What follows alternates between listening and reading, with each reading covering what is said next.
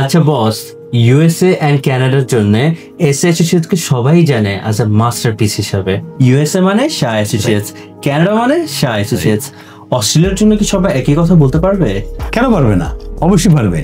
তুমি তো জানো আবির, বাংলাদেশে অস্ট্রেলিয়ার ইমিগ্রেশন, ট্রাভেল এবং ভিসা নিয়ে যে দুজন ব্যক্তি অসি স্পেশালিস্ট সনদ পেয়েছে, তাদের মধ্যে দুজনের মধ্যে হচ্ছে একজন হচ্ছে আমি, আরেকজন হচ্ছে বাপন সাহা।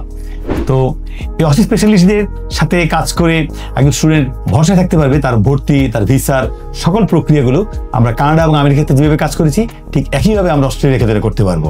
যার জন্য তুমি দেখো সেটা আমাদের হিউজ রেসপন্স এবং অভাবনীয় সাফল্য। তো আমি মনে করি যে অসি স্পেশালিস্টরা আসলে স্পেশালিস্ট।